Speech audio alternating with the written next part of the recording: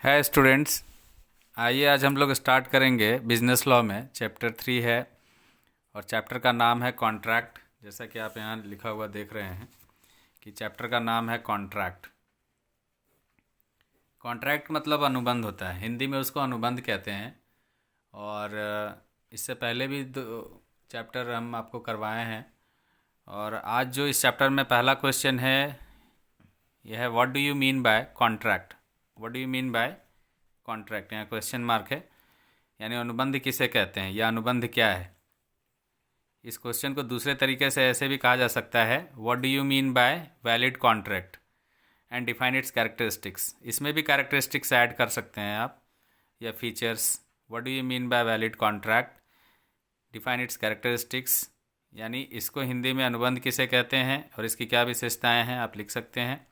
Hindi medium वाले बच्चे लिख लेंगे अनुबंध किसे कहते हैं और अनुबंध की क्या विशेषताएं हैं। या फिर आप जो यहाँ लिखा हुआ है what do you mean by valid contract and define it's characteristics, तो इसको हिंदी में बोलते हैं हम लोग वैध अनुबंध किसे कहते हैं। वैध अनुबंध किसे कहते हैं। वैध का उल्टा क्या होता है, अवैध। यहाँ वैलिड लिखा हुआ है, वैलिड का इनवैलिड आप कह सकते हैं या वॉइड भी कहा जा सकता है। वैध अनुबंध किसे कहते हैं, इसके कौन कौन से लक्षण हैं। तो क्वेश्चन तो आप समझ गए होंगे। अब एक एक करके हम जैसा कि बोले थे आपको कि सारा चैप्टर हम कवर करेंगे। आप बने रहिए वीडियो में और वन बाय वन करके हर एक चैप्टर को अपलोड किया जाएगा यूट्यूब में। आप देखते रहिए और अपना नोट्स तैयार करते जाइए। बीच बीच में लाइव स्ट्रीम भी आ करके हम आपको पढ़ाया करेंगे, इसका नोटिफिकेशन आपको दे दिया जाएगा। और नेक्स्ट वीडियो के लिए आप चैनल को सब्सक्राइब भी कर लीजिए ताकि आपको नोटिफिकेशन मिलता रहे और आप कंटिन्यू अपना नोट्स तैयार करते रहें बिजनेस लॉ का। देखिए इसका आंसर कैसे लिखना स्टार्ट करेंगे कि अनुबंध क्या है। इसका आंसर स्टार्ट करेंगे ऐसे कि according to Indian contract act 1872 section 2H, section 2H लिख लीजिएगा आराम से। इसको हिंदी में लिखेंगे भारतीय अनुबंध अधिनियम 1872 की धारा 2H के अनुसार। हिंदी में ऐसे लिखा जाता है इसको, और इंग्लिश में according to Indian contract act 1872 section 2H। ये आपको स्टार्टिंग में ऐड करना है और इसको ऐड करने से ज़्यादा इफेक्टिव होता है आंसर और इसका मार्क्स भी मिलता है आपको। इसलिए सेक्शन और एक्ट पे ध्यान देना है हर एक क्वेश्चन में, खास करके बिजनेस लॉ का। है contract is an agreement enforceable by law. बोला गया है कि ऐसा एग्रीमेंट जो लॉ के द्वारा मान्यता प्राप्त हो, इन्फोर्सिएबल बाय लॉ यानी कानून के नज़र में जो सही हो। अर्थात हिंदी में इसको कहा जा सकता है कि ऐसा ठहराव या एग्रीमेंट जो राजनियम द्वारा परिवर्तनीय है। देखिए यहाँ परिवर्तनीय नहीं बोलना है, परिवर्तनीय। परिवर्तनीय का मतलब जो राजनियम यानी कानून के नज़र में जो सही हो, कानून के नज़र में जिसको मान्यता मिली हो, ऐसे ही ठहराव यानी एग्रीमेंट को अनुबंध किया जा सकता है या अनुबंध का दर्जा दिया जा सकता है। तो आप इसको कुल मिलाकर के आप ऐसा समझिए कि जो एग्रीमेंट वैलिड है ना, सिर्फ वही एग्रीमेंट आप उसको कन्वर्ट कर सकते हैं किसमें, कॉन्ट्रैक्ट में। आइए अब इसके आगे हम लोग पढ़ेंगे कि इसमें कैरेक्टरिस्टिक्स क्या क्या है। फॉलोइंग आर द कैरेक्टरिस्टिक्स, इसके बारे में भी और चर्चा करेंगे आपको लास्ट में। यहाँ पे हम देखिएगा कैरेक्टरिस्टिक्स एक एक करके हम लोग समझते जाएंगे। अगर आपको पहले ही इसके बारे में जानना है तो देखिए थोड़ा सा यहाँ हम आपको बतला रहे हैं, लास्ट में कुछ पॉइंट्स को लिखा गया है कि किसी भी प्रकार का जब हम कॉन्ट्रैक्ट किसी के साथ करते हैं तो उसकी उत्पत्ति कहाँ से होती है, प्रपोजल से। पहले व्यक्ति क्या रखता है, अगर किसी के साथ कोई काम करना है या बिजनेस ट्रांजैक्शंस डील करना है तो सबसे पहले हम सामने वाले व्यक्ति के पास क्या रखते हैं, प्रस्ताव। यानी एक एग्जांपल लीजिए कि ए ने बी के पास प्रस्ताव रखा। किसी भी काम को करने या ना करने का प्रस्ताव हो सकता है, कुछ पॉजिटिव हो सकता है या नेगेटिव हो सकता है, वो तो डिपेंड करता है सिचुएशन पे। तो सबसे पहले कॉन्ट्रैक्ट की उत्पत्ति कहाँ से होती है, प्रस्ताव से। एक व्यक्ति दूसरे व्यक्ति के समक्ष प्रस्ताव रखता है। फिर प्रस्ताव जब रखा जाता है तो सामने वाले व्यक्ति के सामने हम प्रस्ताव इसी ऑब्जेक्ट से या इसी उद्देश्य से रखते हैं कि वो हमारा प्रस्ताव को मंजूर कर लेगा, है ना, प्रॉमिस के उद्देश्य से, ताकि वो मेरा प्रस्ताव को सुन करके वो उसको क्या करे, एक्सेप्ट करे। अब प्रॉमिस में दो चीज़ आता है, यहाँ आएगा कि एक तो प्रॉमिसर और दूसरा प्रॉमिसी। एक प्रस्ताव रखने वाला और सामने वाला व्यक्ति प्रस्ताव को स्वीकार करने वाला, तो प्रॉमिसर और प्रॉमिसी। यानी प्रपोजल बिना दो लोगों का तो होगा नहीं, तो इसमें एक प्रॉमिसर कहलाएगा और दूसरा प्रॉमिसी कहलाएगा। अभी दोनों के बीच में, प्रॉमिसर और प्रॉमिसी के बीच में एक कंसिडरेशन आएगा। कंसिडरेशन का मतलब होता है प्रतिफल। कंसिडरेशन का मतलब होता है प्रतिफल। हिंदी में इसको प्रतिफल कहते हैं, यानी समथिंग फॉर समथिंग। मतलब ए ने अगर वादा किया है कि बी को मैं अपना साइकिल आपको बेच दूंगा 1000 रुपये में, मान लीजिए ऐसा वायदा किया है, प्रॉमिस किया, तो यहाँ पर ए अगर साइकिल बेचना चाहता है तो ए के लिए क्या है, अमाउंट प्रतिफल है, क्योंकि बी उसको पैसा दे करके साइकिल खरीदेगा, है ना। और बी के लिए साइकिल प्रतिफल है, यानी कंसिडरेशन है। तो यहाँ दोनों के लिए प्रतिफल कुछ ना कुछ है। तो कॉन्ट्रैक्ट बनाने के लिए स्टार्टिंग हम लोग यहाँ से करेंगे। पहले प्रपोजल आएगा, फिर प्रॉमिस आएगा, और प्रॉमिस में प्रॉमिसर और प्रॉमिसी होंगे, और उसमें कंसिडरेशन ज़रूर होना चाहिए, है ना। कंसिडरेशन कुछ भी हो सकता है, और जब वो कंसिडरेशन उसमें होगा तो वो एग्रीमेंट का रूप ले लेगा। और एग्रीमेंट कैसा होना चाहिए, आगे इसमें पढ़ेंगे कि एग्रीमेंट लॉफुल होना चाहिए, कानून के नज़र में सही होना चाहिए। और जब एग्रीमेंट को हम इन्फोर्स, यहाँ बोला गया है कि contract is an agreement enforceable by law. यही एग्रीमेंट जब लॉ के नज़र से, यानी कानून के नज़र से सही हो जाता है, कानून के तरफ से मान्यता प्राप्त हो जाता है, तो यही कॉन्ट्रैक्ट का रूप ले लेता है। इसीलिए आप इस लाइन से इसको समझ सकते हैं कि पहले क्या चाहिए कॉन्ट्रैक्ट को स्टार्ट करने के लिए, प्रपोजल। प्रपोजल में कितने लोग चाहिए, 2, प्रॉमिसर और प्रॉमिसी। वहाँ प्रॉमिस किया जाएगा, एक्सेप्ट किया जाएगा, और उसके बाद प्रॉमिसर और प्रॉमिसी के बीच में एक चीज़ आएगा, क्या, कंसिडरेशन, जिसको हम प्रतिफल के नाम से जानेंगे। और इसके बाद वो क्या रूप ले लेगा, एग्रीमेंट का रूप ले लेगा। दो लोगों के बीच में, देखते हैं बहुत बार हम लोग आपस में कुछ लेन देन का एक एग्रीमेंट करते हैं। सामान्य भाषा में एग्रीमेंट भी हम लोग बोलते हैं, हिंदी में उसको ठहराव भी कहा जाता है। किसी काम को करने या ना करने के लिए हम आपस में एग्रीमेंट कर सकते हैं। जैसे मैं आपको पढ़ाने का एक एग्रीमेंट कर सकता हूँ कि चलिए भाई मैं आपको पढ़ाऊँगा, उसके बदले मैं फ़ी लूँगा, तो फ़ी मेरे लिए कंसिडरेशन हो गया, आपके लिए स्टडी मटेरियल आपका कंसिडरेशन हो गया। अब जब इसको हम राजनियम द्वारा परिवर्तनीय करवा देंगे, जैसे मान ली, कहने का मतलब है कि कोर्ट में जाके इसको एफिडेविट करवा लें, 4 लोगों का उसमें विटनेस करवा दें, तो वो एक कॉन्ट्रैक्ट का रूप ले लेगा।